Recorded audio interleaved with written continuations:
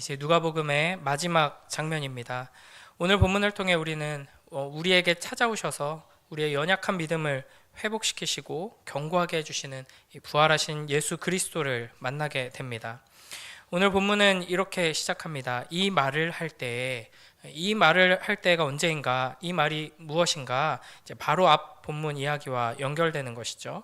그러니까 엠마오에서 이제 다시 예루살렘으로 돌아온 두 제자가 자신들이 만난 예수님에 대해서, 부활하신 예수님에 대해서 이야기를 하고 있을 그때입니다. 그 시점에서 이 제자들의 심정은 두려움과 혼란스러움이었습니다. 이들은 예수님께서 하나님이 보내신 그 메시아다 하는 것은 확고하게 믿고 있었습니다. 너무나도 많은 경험들 보고 듣고 경험했던 것이죠. 그러나 십자가와 부활에 대해서는 아직도 잘 이해하지 못하고 있었습니다. 특히 이 끔찍한 십자가를 목도한 이 제자들은 이 부활 소식을 듣고도 믿지 못하고 이제 뭐가 어떻게 되고 있는지 정리되지 않은 상태입니다. 예수님에 대한 사랑은 너무나도 컸기 때문에 어디 멀리 떠나거나 부인하지 못하고 있지만, 그렇다고 해서 또 예수님에 대한 그 믿음이 없는 것은 아니지만 부활에 대한 확고한 신앙이 없기 때문에 기쁨이 없고 평안이 없는 상태로 혼란스러워하고 두려워하고 있는 것이죠. 우리도 이런 상황에 처할 때가 많이 있습니다. 그러니까 예수님에 대한 사랑이 분명히 있죠. 그리고 오직 예수님께만 소망이 있는 것을 압니다. 그리고 예수님을 믿습니다. 그러나 우리 삶에 평안이 없고 기쁨이 없을 때가 있죠. 그때 예수님께서 친히 찾아오셔서 이 부활 신앙으로 우리를 회복시켜 주십니다.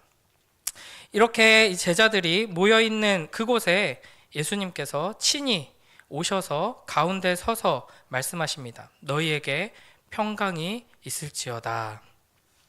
사실 샬롬이라는 인사죠. 평강이 없는 이들에게 너희에게 평강이 있을지어다, 뭔가 엄청난 선포의 말씀을 주시는 것 같기도 하지만 자세히 보면은 사실은 그냥 가장 일상적인 인사를 하는 겁니다. 이 당시에 아주 평범하게 하던 인사말을 건네시면서 예수님께서 찾아오십니다. 그 예수님을 보고 제자들은 무서워하면서 어떻게 생각하냐면 영을 보고 있다 라고 생각했습니다. 그러니까 우리의 개념으로 치면은 귀신이다 이렇게 생각한 것이죠.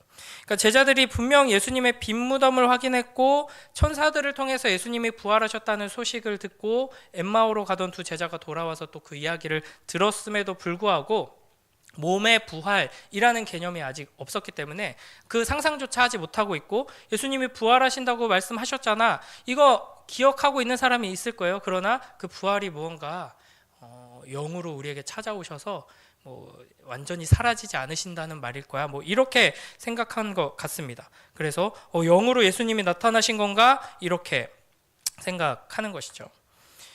그러니까 이 예수 그리스도의 부활에 대한 확고한 믿음이 없는 사람들은 바로 눈앞에 부활하신 예수 그리스도의 실체가 있음에도 불구하고 만질 수 없는 영이라고 생각하게 됩니다.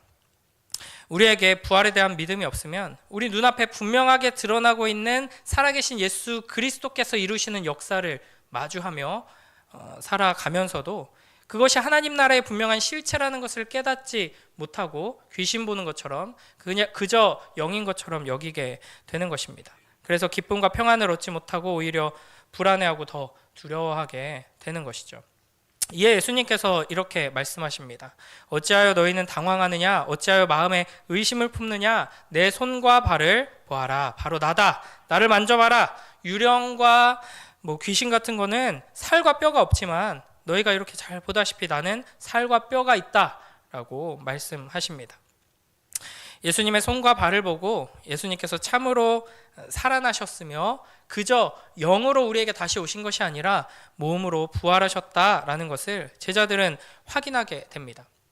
다른 병행 본문에서 우리가 확인할 수 있듯이 예수님의 손과 발에는 못자국이 있었습니다. 그러니까 부활의 몸을 입으시는데 모든 다른 어떤 상처와 이런 것들 없이 이렇게 부활하실 수도 있으셨죠. 그럼에도 불구하고 그 흔적을 남겨놓고 보여주신 것입니다. 제자들을 위해 그렇게 하신 것이죠. 그렇게 하신 이유 중에 가장 큰 것은 이 영광스러운 부활의 몸을 보면서 이 영광스러운 부활의 몸으로 나아가는 그 과정 가운데 십자가가 있다는 것을 기억하게 하기 위함입니다. 이 부활의 예수 그리스도를 만나고 이제 오늘 본문에서 이 증인으로 부름받게 되는 제자들 앞에는 십자가가 놓여 있습니다. 너희에게도 십자가의 길이 주어질 것이다. 그때 두려워하지 말라. 그걸 이상한 것으로 여기지 말라. 이 십자가는 세상 눈으로 볼 때 너무나도 끔찍하고 너무나도 분명한 마지막 절망이지만 예수 그리스도의 십자가를 함께 지고 예수 그리스도와 함께 십자가에 못 박히는 이들에게 이 십자가의 고난과 죽음은 부활의 영광으로 나아가는 통로가 된다 하는 것을 보여주시는 것입니다.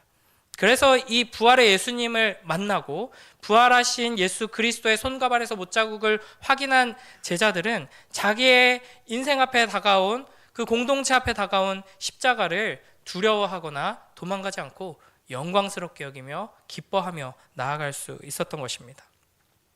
그런데 41절을 보면 제자들은 예수님의 손과 발을 직접 보고 크게 기뻐하지만 여전히 온전하게 믿지 못하고 계속 놀라워하고 있습니다. 그러니까 여기에 이제 이 놀라움은 조금 혼란스러움과 두려움이 담겨 있는 놀라움이죠. 이에 예수님께서는 여기에 먹을 것이 좀 있느냐 물어보시고 제자들이 가져온 구운 물고기 한 토막을 받아서 그들 앞에서 드십니다. 손과 발을 보여주시는 것을 넘어서서 식사하는 모습을 보여주심으로써 예수 그리스도의 부활이 몸의 부활이다 하는 것을 분명하게 확인시켜 주시는 것입니다.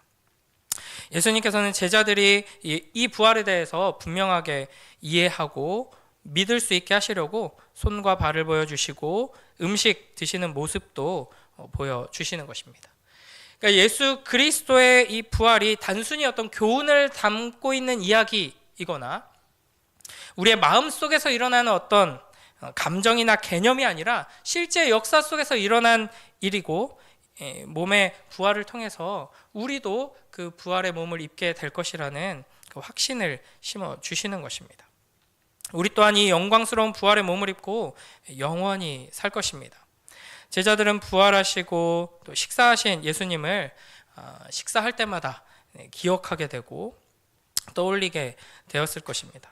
그래서 이 장차 입게 될 부활의 몸에 대한 소망을 붙들고 믿음으로 나아갈 수 있었던 것이죠.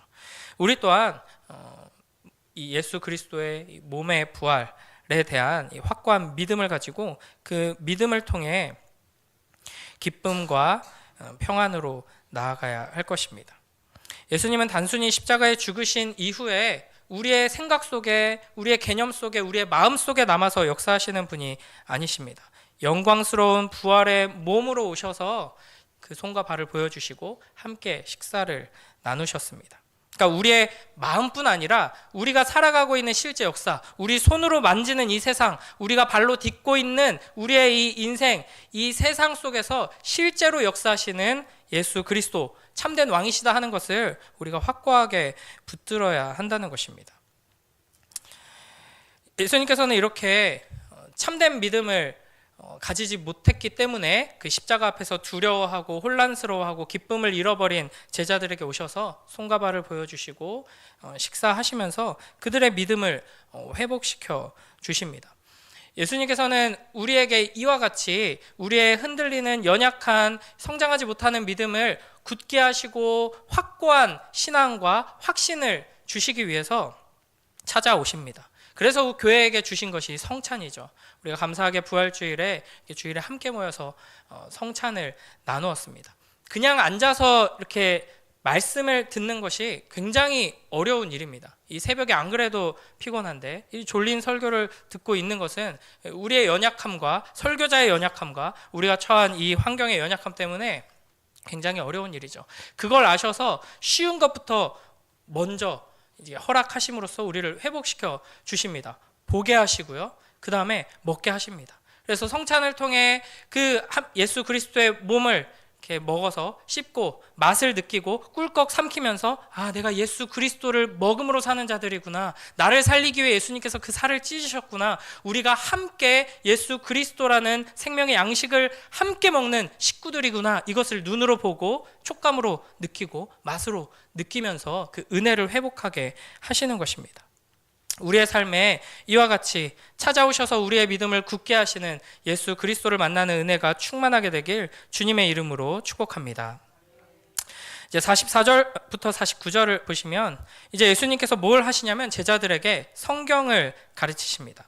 엠마오로 가는 두 제자들에게 모세와 모든 선지자의 글로 시작하여 모든 성경에 쓴 예수 그리스도에 관한 내용들을 잘 설명해 주셨던 것처럼, 그래서 제자들로 하여금 성경을 풀어주실 때 그 마음속에 이제 뜨거운 것을 경험케 하셨던 것처럼 이제 이 제자들에게 구약 성경에 기록된 예수 그리스도에 대한 모든 말씀들을 풀어서 설명해 주십니다.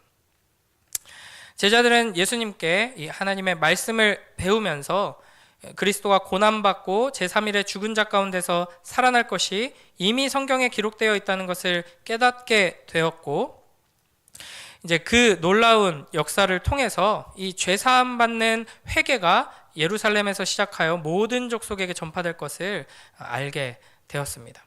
그러니까 이 놀라운 하나님의 약속을 예수 그리스도께서 이루셨고 이제 이것을 우리를 통해 완성하길 원하시는구나 하는 것을 확인하게 되는 것입니다.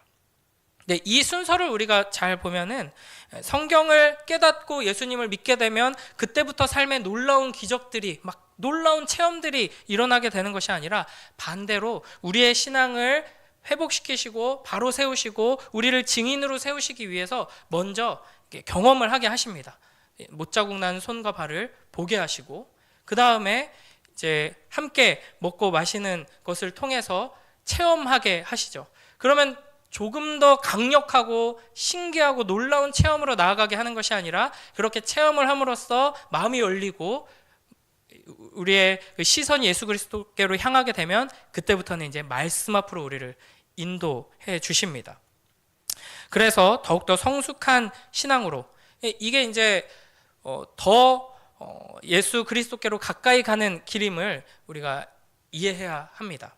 그러니까 삶 속에서 막 신기한 일이 계속 일어나는 것이 연약한 우리에게는 훨씬 더 좋을 것 같지만 말씀을 통해 성령 하나님을 통하여서 직접 예수 그리스도를 만나고 함께 동행하는 것이 훨씬 더 놀랍고 큰 은혜인 것이죠. 구약의 그 어떤 선지자들도 심지어는 예수 그리스도와 함께 동고동락했던 제자들도 누릴 수 없었고 상상조차 못했던 그 예수 그리스도를 성령을 통해 우리 안에 모시고 살아가는 그 삶을 우리가 나아갈 수 있게 되는 것이죠.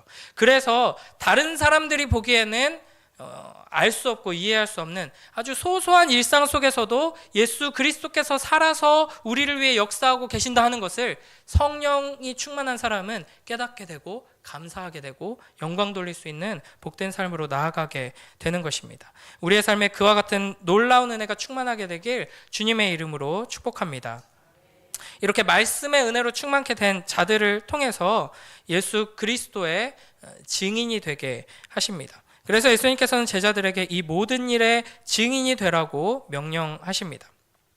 그리고 이 증인의 사명을 감당하도록 하기 위해 49절에서 이렇게 말씀하시죠. 우리 49절 말씀 함께 보겠습니다. 시작. 볼지어다 내가 내 아버지께서 약속하신 것을 너희에게 보내리니 너희는 위로부터 능력으로 입혀질 때까지 이 성에 머물라 하시니라. 아멘. 성령을 보내실 때까지 기다리라 하는 것이죠. 이후 오순절에 제자들에게 성령 하나님께서 임하셨고 제자들은 성령으로 충만해져서 담대하게 세상에 그리스도의 복음을 선포했습니다. 이렇게 누가복음의 이야기는 끝나지만 누가는 계속해서 사도행전의 이야기를 써내려 갑니다. 예수 그리스도께서는 우리에게 찾아오셔서 우리에게 믿음을 주시고 우리를 구원하시고 십자가를 보게 하십니다. 제자들을 보면은 참 답답하고 한심하게 느껴지죠. 이 십자가의 사건을 다 경험하고 예수님께서 행하신 그 모든 기적들을 맛보고 경험했으면서 그리고 그 모든 내용들을 설명해 주시는 수많은 설교를 들었음에도 불구하고 십자가 이후에 모두 두려움에 휩싸여 있습니다. 그러나 예수님께서는 너네 여기까지 왔는데, 거의 마지막 단계까지 왔는데도 너희는 안 되는구나 하고 실망하지 않으시고, 그런 우리의 연약함을 아시기에 우리의 믿음을 위해 일하십니다. 그러니까 믿음이라는 것은 너무나도 중요한데 우리의 실력으로 할 수 없기 때문에 하나님께서는 그 믿음조차 내가 다 했으니까 믿고 따라오는 건 네가 최소한 해야 되지 않겠니? 라고 하지 않으시고 믿을 수 있도록 성령을 보내주시고 말씀을 깨닫게 하십니다. 그래도 잘 안 되면은 우리의 인생을 흔드시고 우리의 삶 속에서 놀라운 증거들을 보여주셔서 말씀 앞으로 나오게 하십니다. 이렇게 우리를 사랑하셔서 우리의 삶을 통해 역사하시고 이 세상을 통해 우리로 하여금 말씀 앞으로 나오게 하시고 말씀을 통하여서 주님을 사랑하고 이 부활의 주님을 확고하게 믿으면서 우리의 이 세상 속에서 십자가를 지고 증인의 삶을 살도록 일하시는 그 예수 그리스도를 굳게 붙들고 기대하며 오늘 우리에게 주어진 삶을 증인으로 살아가는 복된 우리 모두가 되길 주님의 이름으로 축복합니다. 기도하겠습니다. 하나님 아버지, 감사합니다. 연약하고 부족한 우리들을 다 아시고 이해하시고 우리를 위해 우리의 삶을 세심하게 붙드시고 인도하시며 우리를 말씀 앞으로 이끄셔서 말씀을 붙들고 기도하며 주님의 그 지혜와 능력과 주님의 역사를 붙들고 나아가게 하시니 감사합니다. 오늘 하루 우리에게 주어진 삶의 자리에서 부활하신 예수 그리스도를 바라보고 그 주님의 그 은혜 가운데 거할 수 있도록 축복하여 주시옵소서. 증인의 삶이 되게 하시고 하나님의 그 놀라운 축복을 풍성히 누리는 복된 주님의 자녀들이 될 수 있도록 은혜 베풀어 주시옵소서. 감사드리며 예수님 이름으로 기도드립니다. 아멘.